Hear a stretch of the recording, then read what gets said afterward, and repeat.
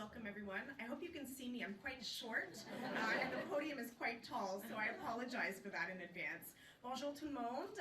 Bienvenue. Mon nom c'est Geneviève. I'm with Capital Pride. I'm the co-chair of the board of directors.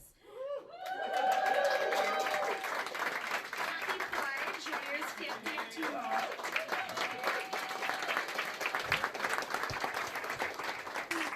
So for those of you who don't know, which I'm hoping is nobody, but today is our parade and our street festival.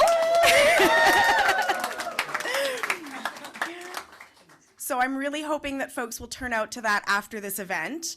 But I wanted to take a quick moment to welcome everyone and to welcome the representatives who are here with us today for this incredible announcement that is about to take place.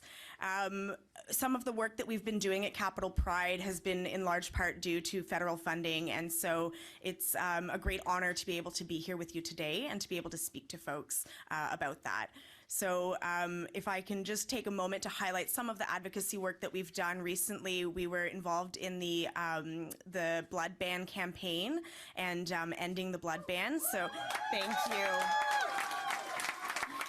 A lot of work that needed to be done, and we're glad that we finally got to push for that and end the blood ban as we know it. So some of that progress is being made, and we hope to continue to see progress in all of the advocacy work that we do.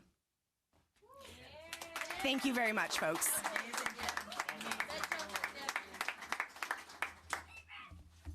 Thank you so much, Geneviève.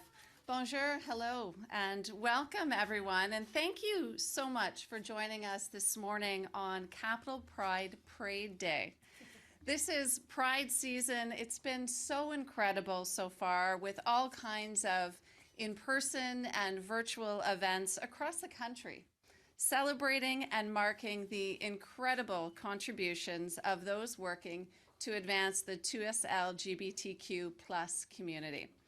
Before we begin, I'd like to acknowledge that we are gathered here on the traditional unceded territory of the Algonquin Nation.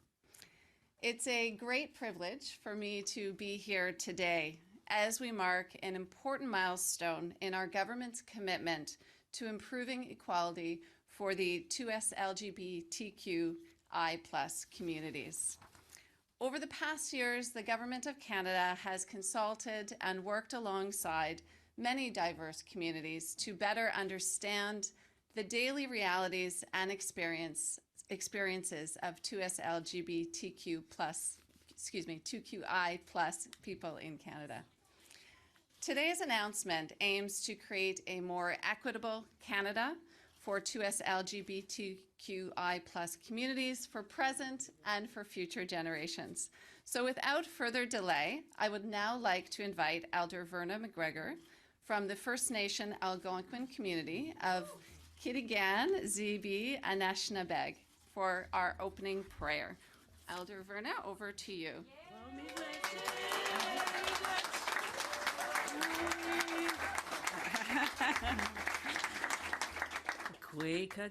Bonjour tout le monde. Hello everybody. It's nice to be here on this wonderful Sunday. I was with a Bingham Cup last week, which is the 2SLGBTQT+. I'm sorry if I missed some letters in there, but I thought it was wonderful. There was this camaraderie with the people coming together. But also when I was driving home, I was thinking, I said, why do I love it so much too? Then it came to mind that we as Indigenous people too were once also the suppression, and not accepted too as well for where we are. So, and now I'm very honored to be here today too, because this announcement too is on a step too as well for us, everyone, this inclusivity to be included now. And why I always talk about Ottawa as a confluence, because we were known for the birch bark canoe as Anishinaabeg, Algonquin. And one of the teachings of the canoe is that you honor everybody's journey here. It's not only just balance, but you honor everybody's journey. So that's why this announcement is important, because also too as well, the significance of Ottawa is that confluence of the rivers, and that was our highway. But the confluence too represents the medicine wheel, and everybody belongs in the circle. So on that note, I'm going to just say a little quick prayer, and I thank you for the tobacco, because that's part of protocol too. And I have my feathers, and I say, miigwech, merci, thank you. Onje ngashkito chama dose konshe nongum, shuen mishnone nabigis. We do kwa kakina pamatsa chikten as well konshe. Chimino pamatsa watch chuana ki watch nabigis. Conscious quat negwede simen ke go gajemana doshet kana noj kush negwede simen. We do kwa kakina mia. And we say miigwech, thank you 4 times to honor the 4 directions, the 4 seasons, the 4 colors of people on this earth, and everybody really, because everybody belongs here. So miigwech, miigwech, miigwech, miigwech. Yeah.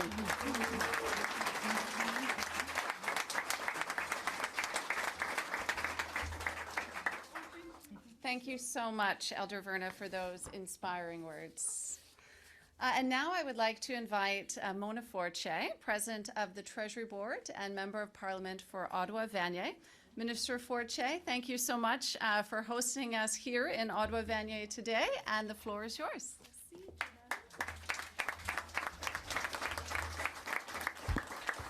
Merci, Jenna, Chrystia, bonjour, good morning, and happy Pride, everyone. And as the Member of Parliament for Ottawa-Vanier and President of the Treasury Board, it's my pleasure to welcome you all here today for this very important announcement. And also, I want to acknowledge that the land on which we are gathered here today is the traditional and unceded territory of the Algonquin Anishinaabe peoples.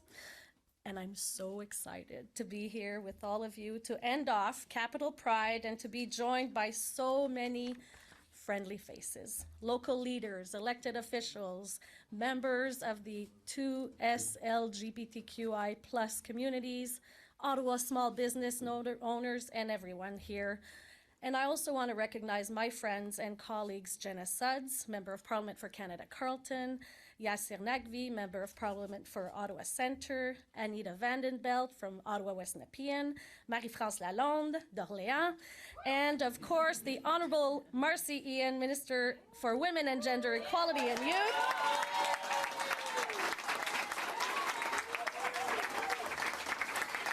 Et notre grand champion, notre Premier ministre Justin Trudeau. Et je ne peux pas vous dire à quel point je suis heureuse que nous soyons tous ici pour célébrer la Semaine de la fierté dans la capitale et toutes les communautés 2SLGBTQI+ du Canada. Et ce fut une semaine remplie d'événements et de célébrations, et je tiens à remercier toutes celles et tous ceux qui ont travaillé sans relâche pour que tout se passe bien dans notre communauté. Puis un fier chapeau à Geneviève Culverson, coprésidente, et toute ton équipe. Merci pour tout ce que vous avez fait. Vous savez, c'est un témoignage non seulement du travail acharné qui a été consacré à ces événements, mais aussi la résilience et la ténacité de l'ensemble de la communauté 2SLGBTQI+, et de la communauté de la région de la capitale nationale. You know, Capital Pride is truly unique in the most amazing ways, bringing together people from all over in our beautiful city to honor and celebrate 2SLGBTQI+ community. Over the past few months, Pride celebrations have taken place from coast to coast to coast. Whether big or small, the message of Pride parades remain the same. 2SLGBTQI+ communities in all their diversity have a place in Canada and make our country much better. Right? And as we've been saying, Pride is more than a week of celebration or events. It's a movement that honors the past, celebrates the present, and prepares for the future. And we gather here today because of the breakthroughs achieved by trailblazers from the past and those who continue the hard work to break glass ceilings. And I'm proud to share that there are so many activists and leaders in the 2SLGBTQI+ community here in Ottawa that are present with us today. And I want to thank you all for your tireless work and advocacy in making sure that our community is more inclusive and diverse. Et qu'il s'agisse d'œuvres d'art créatives disséminées dans toute la ville, de poésie orale ou de contes, la façon dont vous enrichissez tous Ottawa en partageant les histoires de la communauté est remarquable. Les contes, l'art et le militantisme ont fait progresser l'éducation et la sensibilisation tout en célébrant le droit de vivre librement, peu importe qui vous êtes ou qui vous aimez. Et nous savons que les organismes et les personnes ici présentes jouent un rôle essentiel dans nos collectivités. Ils offrent des programmes, fournissent des services éducatifs et sont là pour ceux et celles qui en ont plus le besoin. Et même en dépit des difficultés rencontrées ces dernières années, vos organisations, nos organisations, se sont adaptées et ont surmonté les obstacles afin de pouvoir continuer à servir les personnes, comme vous savez, qui ont le plus besoin de vous. And I'm proud that Ottawa plays such an integral role towards building an inclusive Canada that stands alongside 2SLGBTQI+ communities. And the announcement today echoes your work and honors your stories. And it's a testament of your unwavering resilience and a reminder that together we can overcome nearly all obstacles. Now, I would like to invite my good friend, my favorite boss, Prime Minister Justin Trudeau, to say a few words. You know, he has been a true champion of 2SLGBTQI+ rights and has fought hard to make everyone feel they belong and have a place in Canada and in our communities. And there's much work to be done, but you have paved the way for so many. Thank you. Monsieur Trudeau.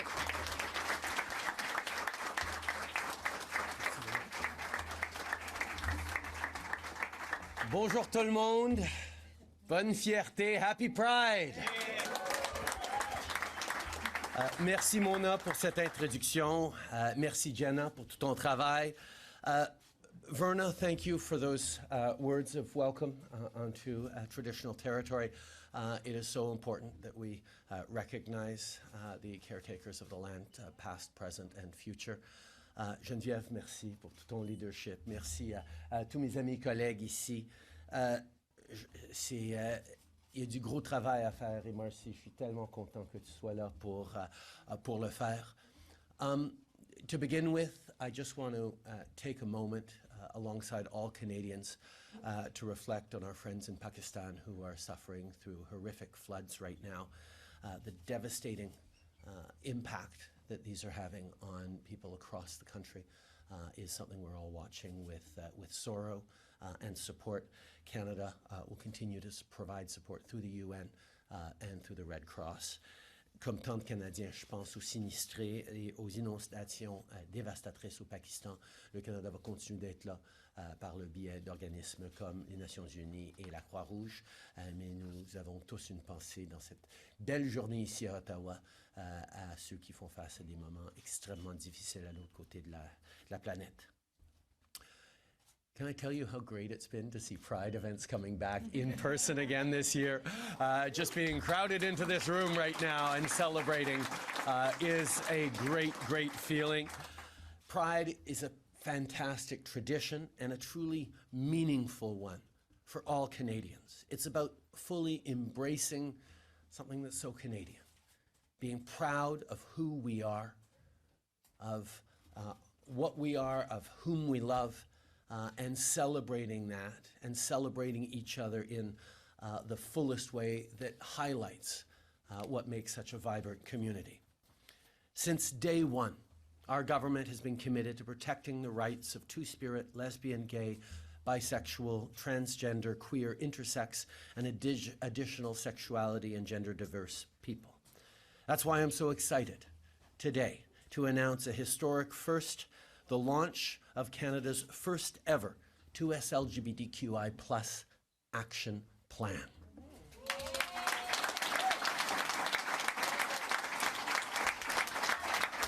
This is a whole-of-government plan that will guide our ongoing work to fight discrimination, to break down barriers, to advance rights, and to build a future where everyone in Canada is truly free to be who they are and love whom they love. On a travaillé avec des leaders, des chercheurs et des organismes communautaires pour que ce plan réponde aux besoins des Canadiens. Et on va investir 100 millions de dollars sur 5 ans. Une grande... Ouais, on peut applaudir 100 millions de dollars. Une grande partie de ces fonds, 75 millions de dollars, va aller directement à des organismes communautaires parce que c'est là où se fait le véritable travail de soutien et d'entraide. The strength and the resilience of your community should inspire everyone. We see it in your advocacy, your outreach to vulnerable people, and the work you do every day to make your community more inclusive and diverse in every possible way. Our government will never stop fighting to protect and support your rights and freedoms. 5 years ago, we passed legislation to prohibit discrimination on the basis of gender identity or expression. We've welcomed thousands of refugees fleeing persecution because of their sexual orientation, gender identity, or gender expression. Et cette année, on a adopté une loi pour mettre fin à ce qui était appelé la thérapie de conversion, qui était en réalité une pratique cruelle et dangereuse. Et je suis...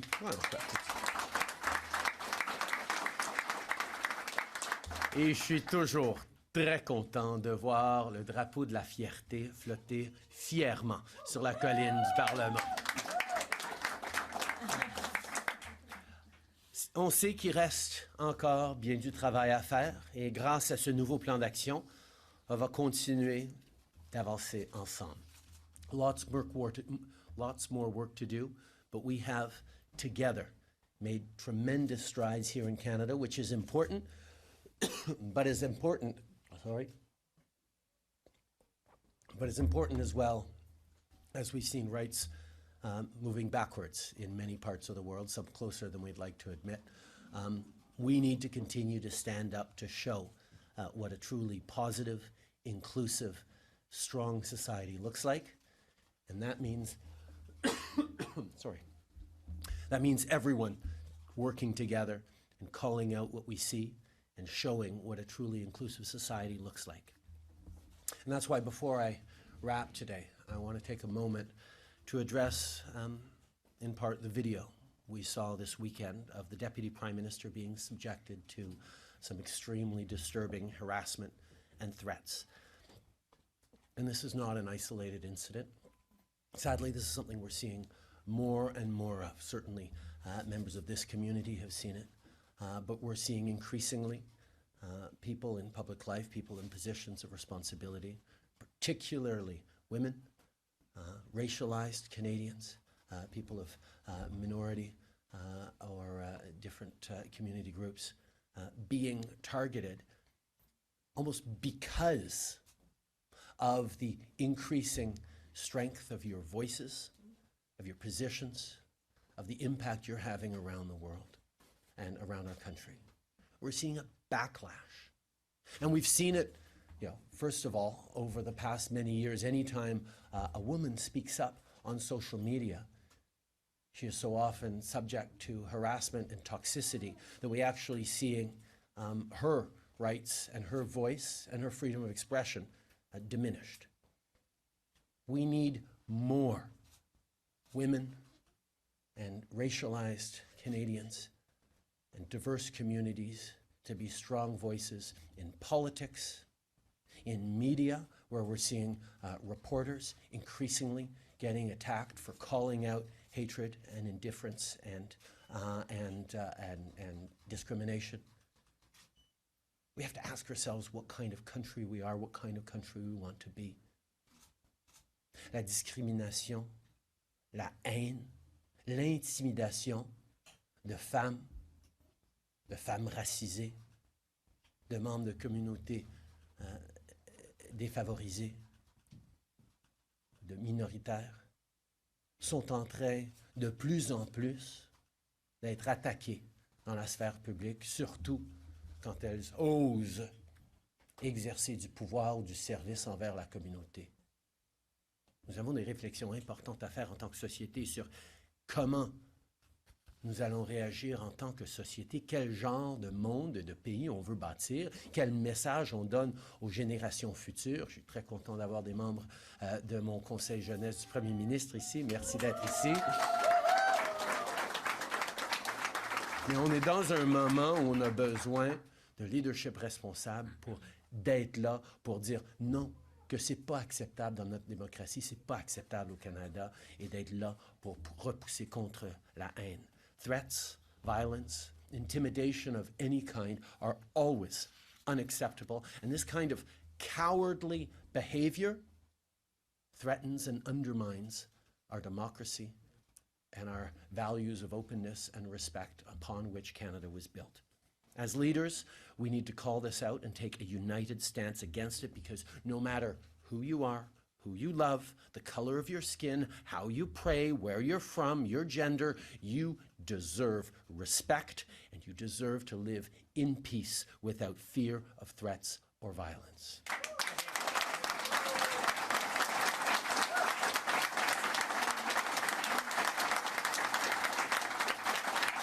And I can tell you that I, our colleagues on this stage, and indeed our government, will always fight for this, particularly true today as we celebrate Pride in our capital city, but every day as well. Canada is an accepting place. That's what Canada is about, and it's a huge part of what makes us all so proud to be Canadian. So let us make sure we are stepping up, that we are not just watching, that we are standing up actively every day in our ways with the strengths that each of us have to fight against hatred, discrimination, and reject the fear that is creeping into our society. Mais surtout aujourd'hui, on célèbre. Bonne fierté tout le monde. Et je veux maintenant passer la parole à la ministre Ian. Marci, please, come on up.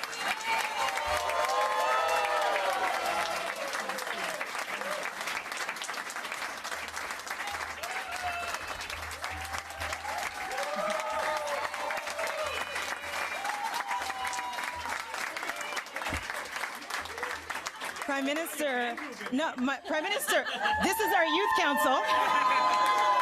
This is our youth council. Love you so much. Love you so much. Prime Minister, thank you. Thank you for your leadership. Thank you for your empathy.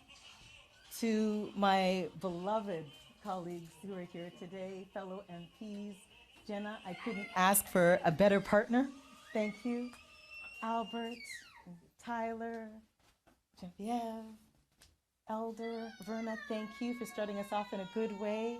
Thank you so much. And of course, to all of you, I look across this room and I see so many friends. Oh my gosh, Doug, hi Faye. So many friends, activists, allies. Hi Cam. I want to, as I look at you, Cam, I want to give a shout out to my team. My Chief of Staff, Chris, his son, Z, is over here. It's the team that you don't see that is working so diligently and so hard behind the scenes. I'm biased, yes, but I've got the best team ever. The best team ever. So thank you. Love you.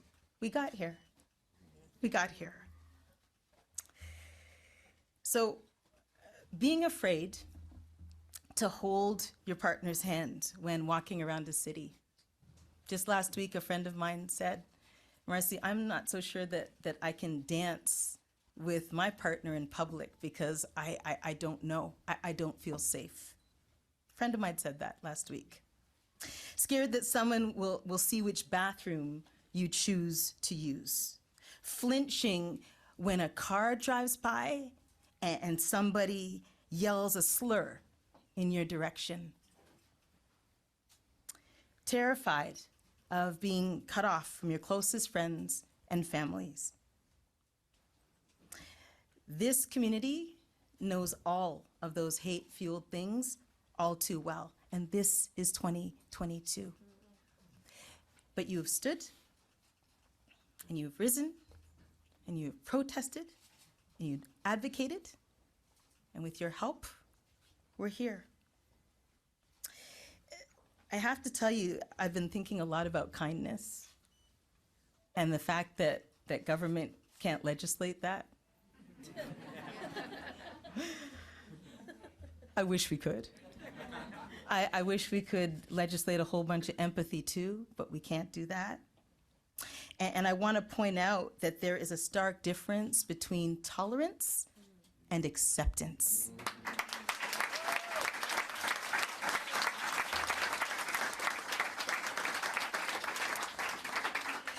As Member of Parliament, proud Member of Parliament for Toronto Centre, which of course includes the historic gay village, I have seen firsthand how activism and advocacy come together in a real way and spark real change. But I've also seen the need for dedicated supports for the community.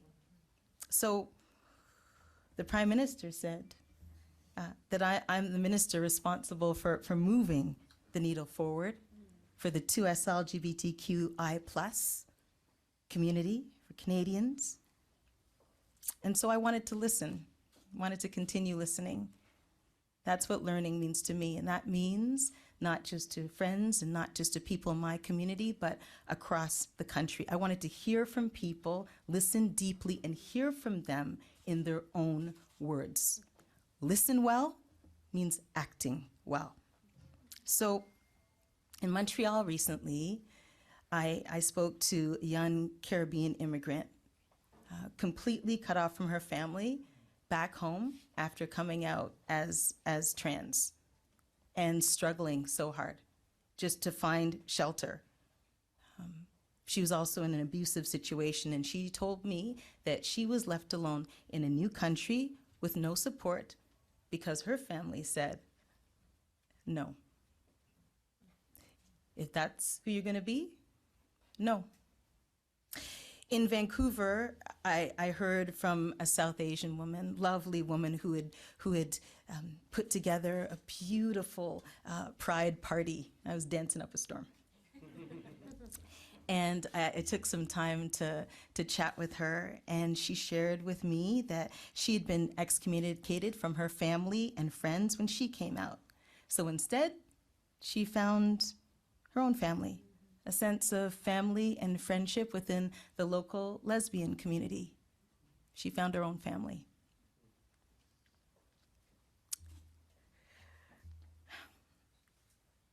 A couple of years ago, back in the old days when I was a reporter, I was on assignment and I visited Iqaluit, and I met with an amazing 2S leader, a youth leader, but they were so much more than that. And they explained to me how in their community they were revered. They explained to me that 2S people lead. They do, don't they? Yeah. That even adults would come to them for advice. They were leading in the local council. They were trying to change policy. They were proud to be 2S. And they explained that the closet came when colonization came. I always say that my greatest teachers are my youngest teachers, and shout out again to the Youth Council. But also, my own kids, and that young leader a couple years ago taught me so much. So that brings us to today's historic announcement of Canada's first ever, I want to punch that, first ever, 2SLGBTQI+ action plan supported by an investment of $100 million.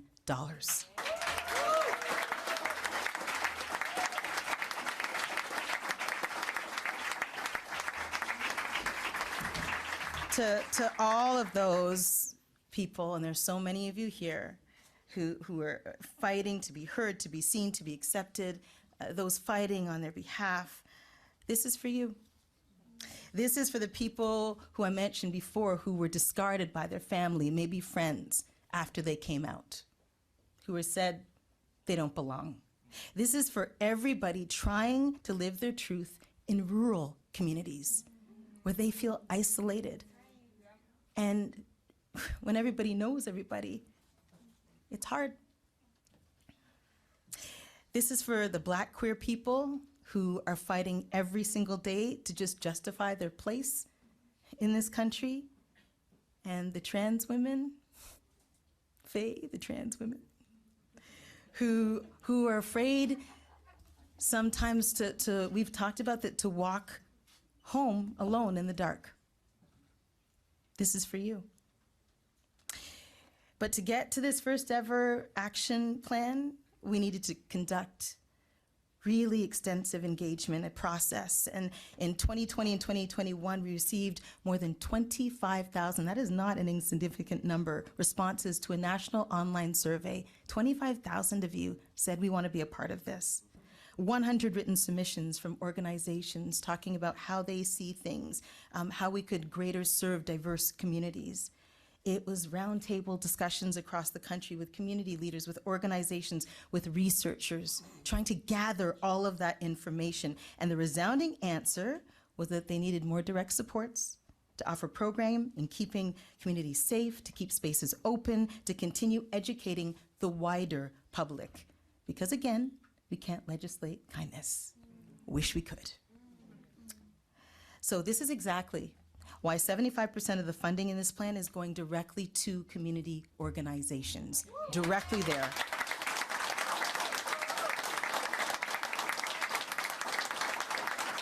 So I'm gonna break it down a little more for you. 75 million for community organizations, 40 million in new capacity building support, 35 million in new project-focused support, 8 million, almost 8 million for data collection. And I want to stop on the data collection and disaggregated data for a moment.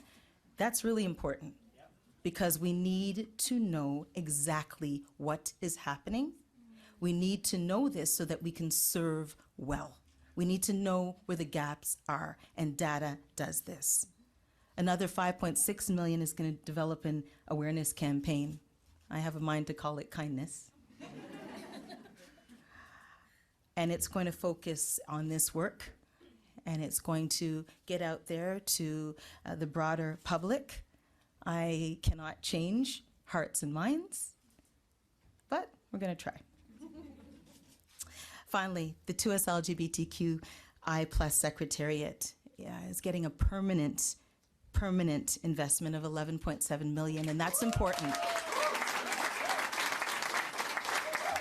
Because the Secretariat, and thank you so much for your work, the Secretariat listens closely to queer organizations and leaders and activists and is able to draw on their leadership, and that is really important. Good morning, James. All the friends.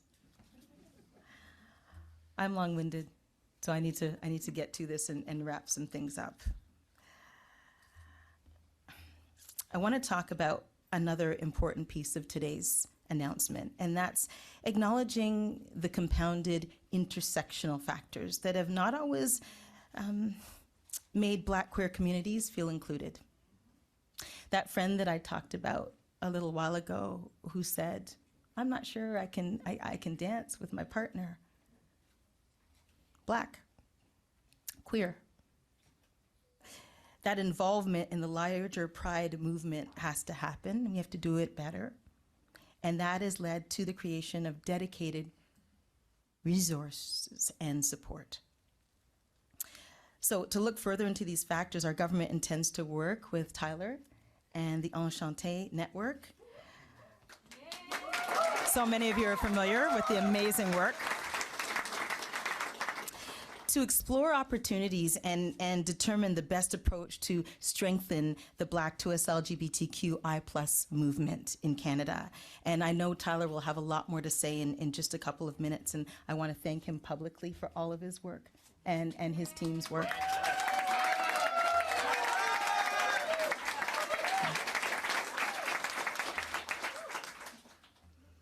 Albert, you're coming.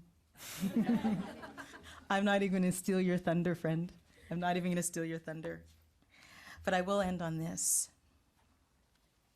It's a first ever. It's well thought out. There's a lot more to do. but we're here. And that means building.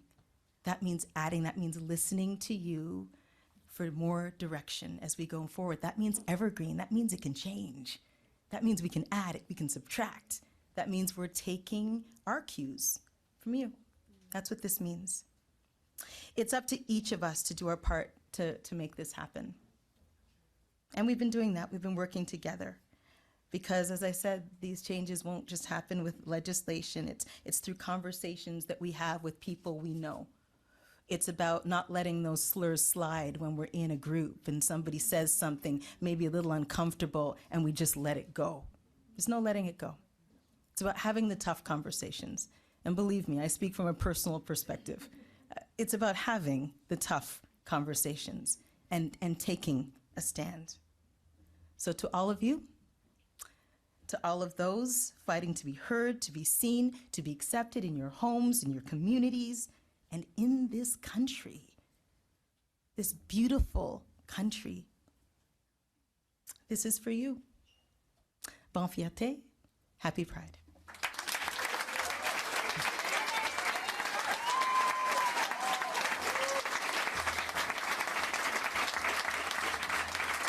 Thank you. Albert, my friend, the floor is yours.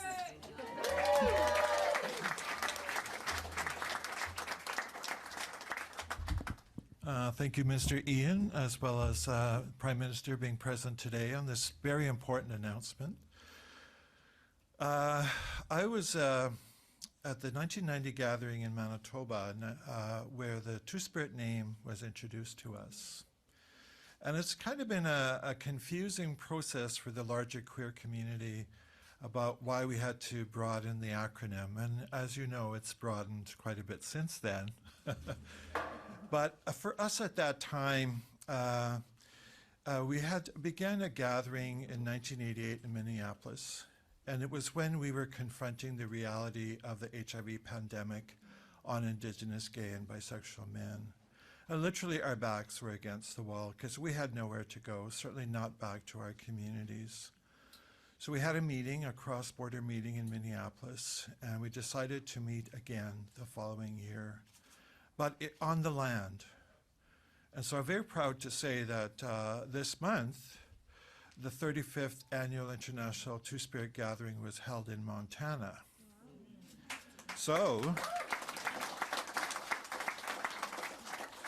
we're kind of one of the longest standing liberation movements in North America as queer Indigenous people. And the name has slowly progressed from the back of the acronym to the front.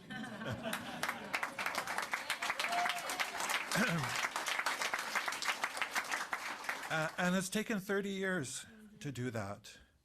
But it is about our spirituality, not principally our gender or our sexuality. It is about the spirit of our connection to our spiritual world, the spiritual world of our ancestors.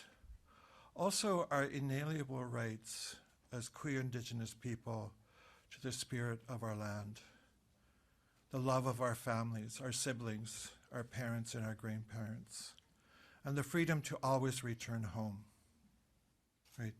That's the spirit I like to think that it references, right? Inalienable, inherent, and civil rights as Indigenous people on these lands.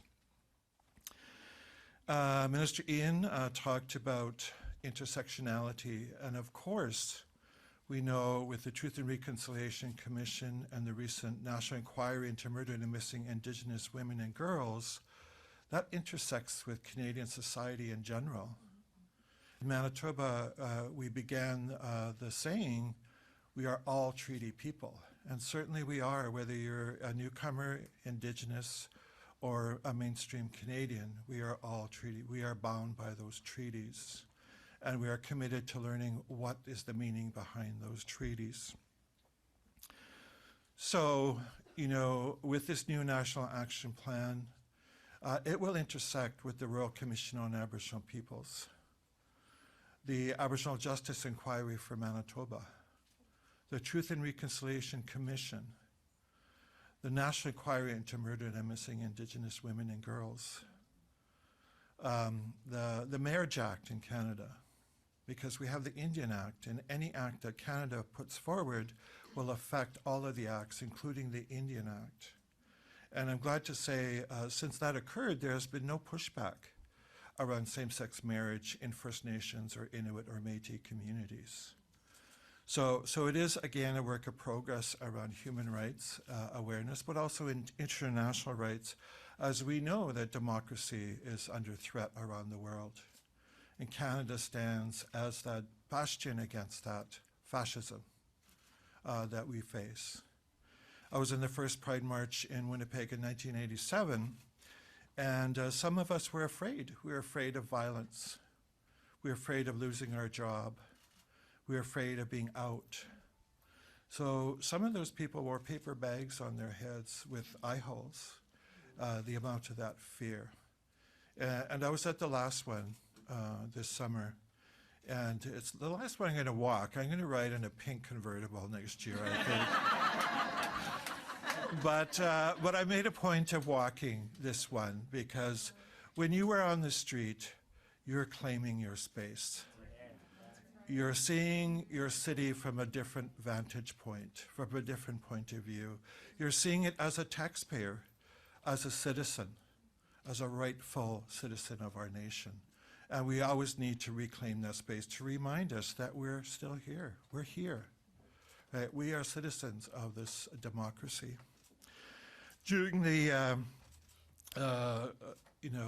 issue that happened on Parliament this spring, I was called by the media, and they asked me if I wanted to do an online interview, and I said yes. And I had great concern because not many people were talking against that. The Freedom Convoy, or Freedom Cowboys, as I call them. And I agreed, and this is what I said. I said, you know, during World War II, my uncle went to Germany to fight against fascism.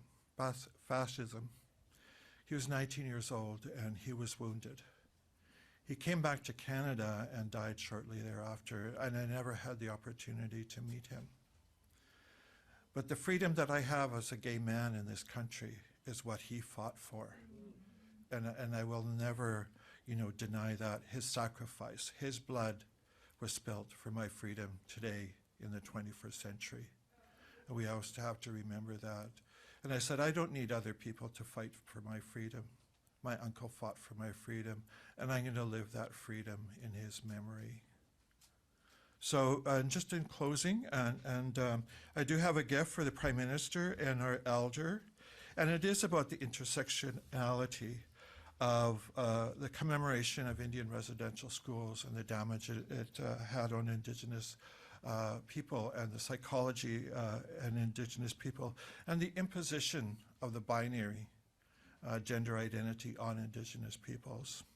So this year I printed up this T-shirt, and it says, "Every Two-Spirit child matters."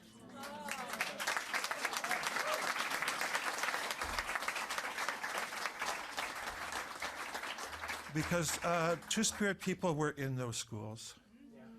Lesbian, gay, bisexual, and transgender, and we have to acknowledge the type of oppression they also experienced in that environment. So thank you, everybody.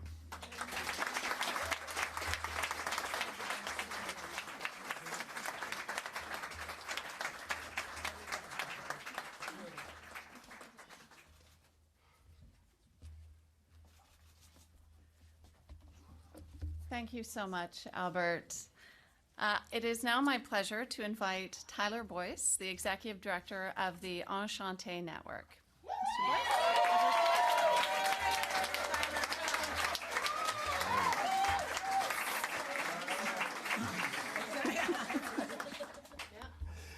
Let's hear it again. It's Pride.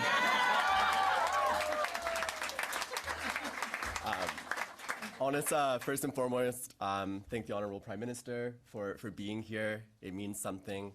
I want to thank Minister Marci for all of the work that you do, for the open communication, and for really demonstrating what a partnership between government and civil society can do. As a society, we can do many different things, and one of the most powerful things that we can do is decide to do things differently. It's not the easiest thing to do, but it's something that we can do if we actually come together and think about what it means to harness collective power. At the Enchanté Network, we're Canada's largest network of queer and trans organizations. And before our network, there really wasn't that piece that was connecting this movement from coast to coast to coast. So what that produced was an environment where folks were able to come and celebrate Pride and feel something that we can't always articulate. People come to Pride from all over the world, allies, folks within the community, and we feel something when we're there. That's the innovation, that's the creativity, that's the power. And at the Enchanté Network, we call that movement building, and that's what we're in the business of. So today I was thinking, what can I possibly say? I went through so many different emotions. I was listening to the wonderful words shared before me, and just had emotion flowing through my body. And I think what I actually do want to talk about is what comes after the action plan. So that spirit of innovation, that spirit of creativity, this action plan will be a springboard. And I'm speaking particularly to the members of the Enchanté Network in this room, to folks that are part of our communities, folks that we live this when we walk through the streets, when we decide to have a fun night out with our friends, when we're thinking about family planning, when we're coming out to our parents or choosing not to come out to our parents. I'm speaking to you. This action plan will be a moment for us to launch what we already know is deep within ourselves and create a very different future moving forward. So I want to thank every single activist in this room. I want to take a moment to recognize that there are so many people who, in my community, didn't live long enough to see this moment because of the ways that we've been abandoned, whether it was during police brutality or whether it was during the HIV/AIDS crisis that is still ongoing to this day. This is for you. This is for us. And I want to give a big round of applause to every single activist that chose to show up and be here today.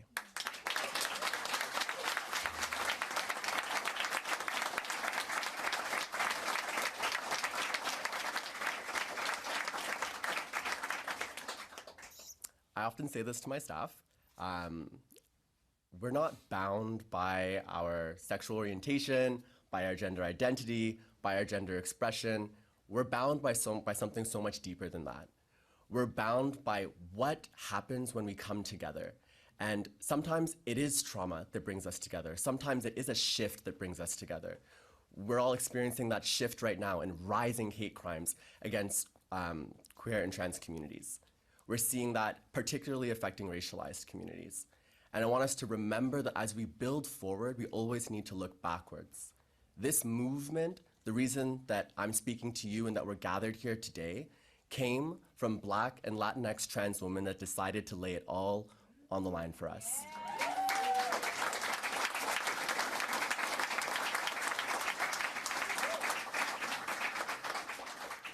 So as we step forward into this moment, it will be important for us to honor that work. And Minister Ian mentioned the work that the Enchanté Network is going to be doing to help lay the groundwork for what it means to support Black, queer, and trans communities from coast to coast to coast. We would encourage you to stay involved with that movement.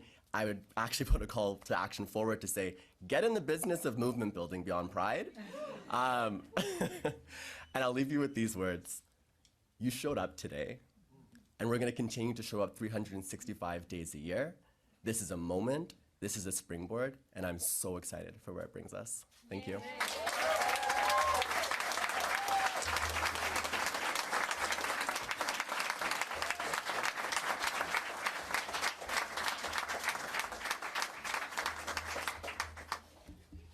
Thank you so much, Tyler, and thank you for the incredible work that you're doing. With that, I would now like to invite Elder McGregor for our closing prayer.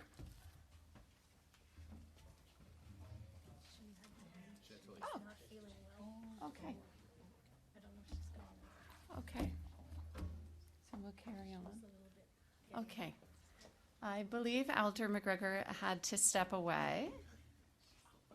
So with that, I would like to thank... Oh, she's back. She's back. Excellent. I just need some wind. fair. It is warm up here. Excellent. Thank you so much. Tobacco. I love the T-shirt that Albert gave me, and it was like the every Two-Spirit child matters. Yeah. And when I was thinking too as well, there's the similarities too with us. Part of that is with this colonization, we have this historical trauma. And when I was listening to the speakers, I was thinking about this historical trauma and this thing about hypervigilance. So maybe this funding too also raises awareness on that too, because we do have this too. And hypervigilance is waiting for the shoe to drop.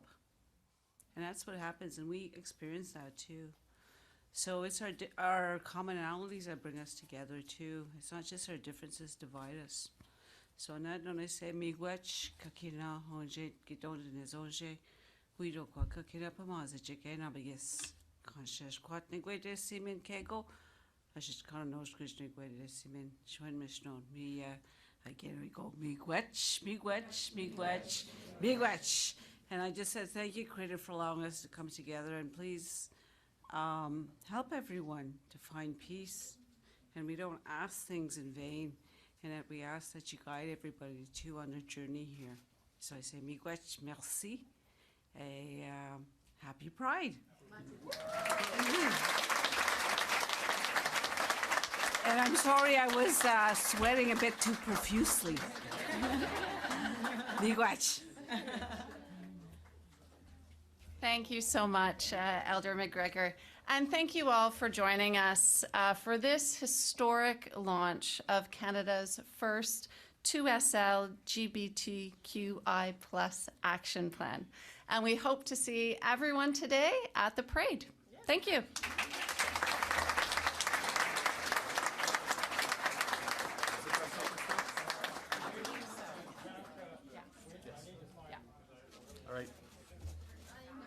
I think we're going to take questions from media now.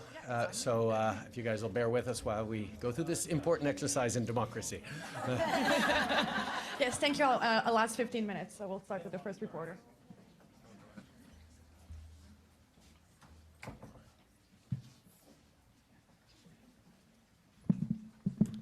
Yeah, hi, Mari Wolf from the Canadian Press. Your action plan refers to the law change on conversion therapy. I wondered if you could say how many people have been charged since this law was changed. And additionally, if there are any plans to tighten it up, because there is some concern that people are still being subjected to it online from America and overseas. Obviously, the banning of conversion therapy, or so-called conversion therapy, was an important moment, a moment where we continue to make sure we're protecting particularly young people in communities where the openness and respect isn't there for the 2SLGBTQI+ members. But it's not an end in itself to simply pass legislation. There is always work to be done on further protections and further support. But I'm happy to turn it over to Minister Ian to talk about the impact that the conversion therapy ban has had in communities across the country. Thank you so much, Prime Minister, and thank you for the question. What is your name? Mari Wolf from the Canadian Press. Maureen, I think directly, and I don't think I'd be speaking out of turn because he's been quite public, but Matt Ashcroft lives in my riding of Toronto Centre. And Matt played a pivotal role in that he told his story. He told his story to Minister Lametti, committee across this country, continues to tell his story of how he was subjected to, and he doesn't even like to call it conversion therapy, he calls it conversion practices, and what that has meant. And every day, because I talk to him often, there are good days and there are bad days, but he is most grateful that this law was passed, because what he tells me all the time is that it means that people, young people in particular, won't have to go through in the way he went through the pain and suffering that they do. You make a very good point with regards to online. The Prime Minister has said that there is more work to be done, and there is. This is not an open and shut case. But I will tell you, he sleeps better at night. So many others do. And I say that because the trauma, the post-traumatic stress, all of those things, after going through those practices, are very real. Struggling with mental health, very, very real. And each day where people are able to get out of bed and take a step and work past the nightmares of those practices is a good day. And Matt is a prime example of that. Could I just ask as a follow-up? I mean, you mentioned the trauma for people who experience conversion therapy. Is some of this funding going to be to providing counselling and support? And if I can just add, could you say more about the additional criminal law reforms that you referred to in the action plan? What sort of things you're looking at? First of all, the big part of this funding, 75% of it, goes to community organizations who are working on the ground to support members of the 2SLGBTQI plus communities, people who are suffering, people who are feeling isolated, people who are living through discrimination, intimidation, aggression, that no one should have to live anywhere in this country. And understanding that government can't nor should do everything, making sure we are empowering folks on the ground, community leaders like so many gathered here today, to step up and give that support is a far better thing than having to do it from government. Yes, it is not within our powers and shouldn't be within our powers to legislate happiness. But I know that the impact that community organizations have in making people feeling safe, included, and mostly not so alone is unbelievably important, and that's a big piece of it. But for the other elements that we're looking at, Marci. Just want to say, Maureen, and in looking at the plan, I know that you have it, you will see that this is an all-of-government approach.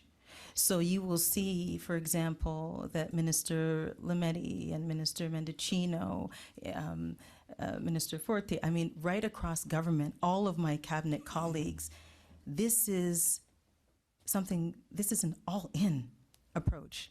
And so that means working with my colleagues, working with the community, as the Prime Minister reiterated, to get things done, to move things forward.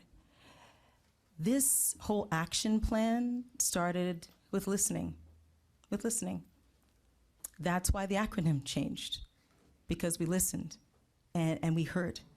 And that 2S, Albert, moved to the front, right? Because we listened and we heard.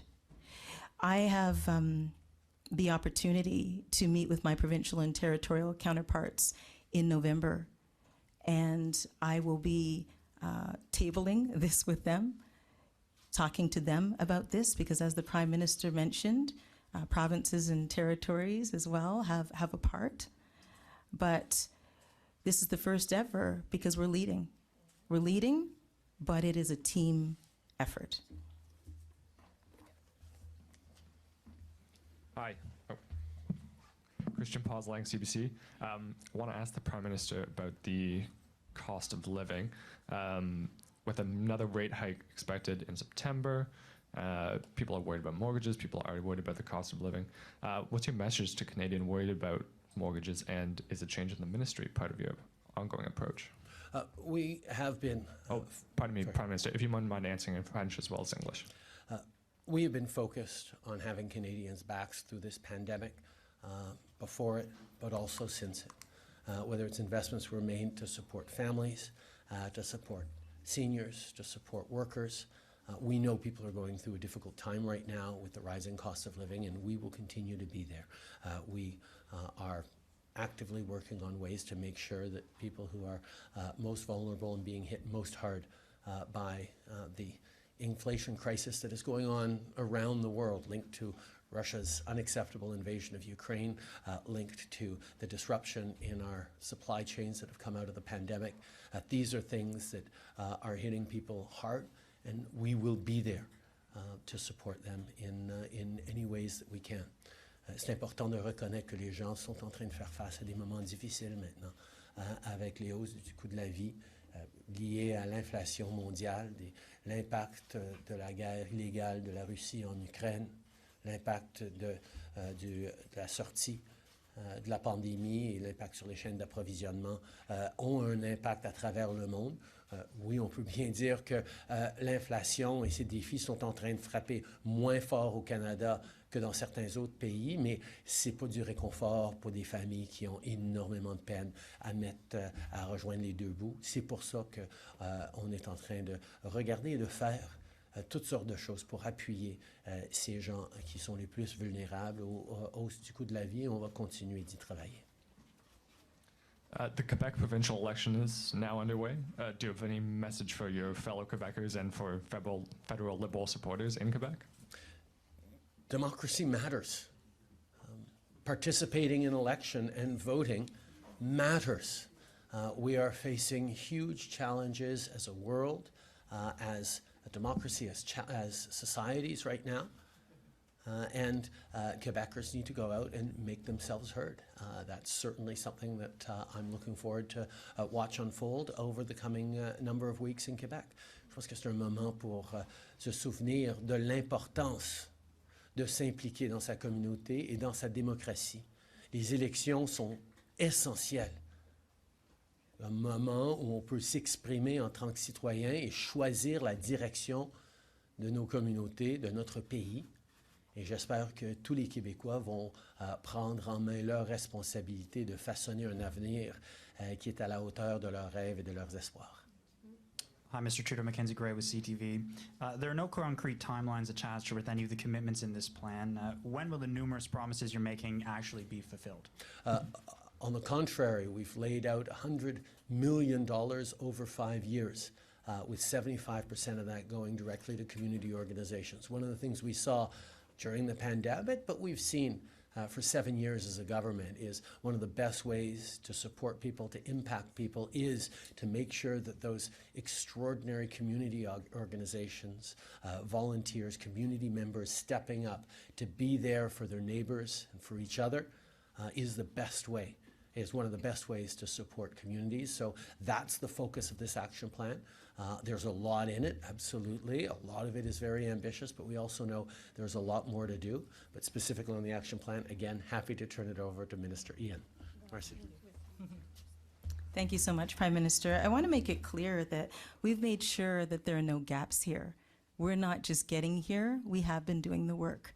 So when you look at the capacity funding, 55 million, the projects that are underway, the Indigenous funding that's underway, this is an addition. So this plan makes sure that there is no gaps. There are no gaps in the funding. And as the Prime Minister rightly said, we understand how important community is.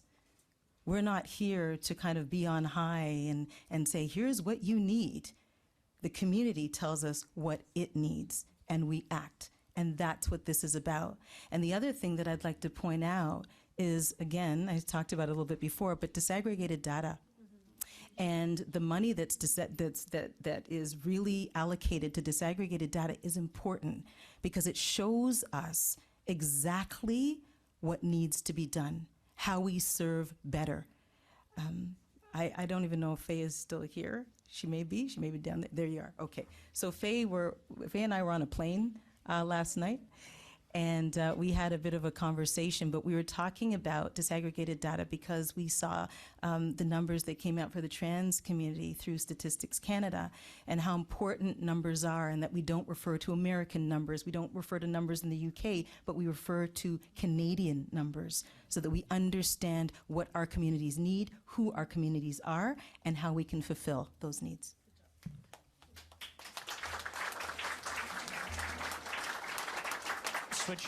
Switching over to Ukraine, you said that you're going to attend the G20 meeting coming up in Indonesia, despite the fact that Russia is attending. Do you have any plans to seek a meeting with any Russian officials to discuss your displeasure about what's going on in Ukraine? And can you also speak about the shelling that's going on about the nuclear plant? Are you concerned about any potential issues there? First of all, the G7, when we gathered in June, made it very clear that we will continue to make sure our voices and our presence resonates through the G20. Attending the G20 is an opportunity to highlight that the economic challenges that the world is facing right now is, for the most part, or for a significant part, directly attributable to Russia's unconscionable, unjustifiable invasion of a peaceful, sovereign neighbor. The G20 exists to deal with global economic challenges. That's why it was started by a Canadian, in Paul Martin. And there is no greater economic challenge the world is facing right now than the energy crisis, the global food crisis, the disruptions caused by Russia's illegal invasion of Ukraine. So that is going to be a significant topic of conversation at the G20, and we will use, as Canadians, but as a G7, every opportunity to make sure that that message is pushed through, not just to countries around the world, but to the Russian people as well, who are suffering because Vladimir Putin decided to invade a peaceful neighbor. These are things that will continue to resonate. On the issue of the Ukraine power plants, we are extremely concerned, as everyone should be, of Russia's actions that are endangering the safety not just of Ukrainians, but people all across Eastern Europe. We saw what happened when Chernobyl suffered collapse many, many decades ago. We have to, at all cost, avoid that. That's why the role of the International Energy Agency and the work that we're all doing to try and stabilize this conflict, but also ensure that there are concrete actions that do not put us at risk of, on top of everything else, a nuclear incident. Dale Smith with Extra. This action plan was one of your election promises to be within 100 days of election. We're a little past that now. I'm just wondering if you can give us an idea of why it took as long as it did. Absolutely, yes. In our last election, which was more than 100 days ago, we made a commitment that we wanted to move on it extremely quickly. But we also committed at the same time that it wouldn't be a made in Ottawa action plan. And as Marci pointed out, the level of feedback, of involvement, of consultation that went into this plan took us a little more time. And yeah, I think it was worth the wait because this historic first ever action plan is getting it right, even as we know there's always going to be more to do. But this is a big step that I'm incredibly happy to be able to announce alongside Marci here at Capital Pride, and I will turn it over to Marci for the final word on this. Thank you, Prime Minister. And Dale, thank you for all your work. I always look forward to calls from you. I do. I do. And the Prime Minister is exactly right. I will sit here and take onus for a lot of it because I haven't been minister for so long. And as I said, I wanted to hear from people, Dale. I wanted to not just, talk to them on the phone. I wanted to see their eyes. I wanted to sit with them. I wanted to hear their stories. I wanted to hear what they needed. And then, speak with our team and other teams about what we could do. Really wanted to take the time to do that so that this plan reflects what the community needs. That's so important. That's everything, frankly. And so, yes, past the 100 days, but we're here.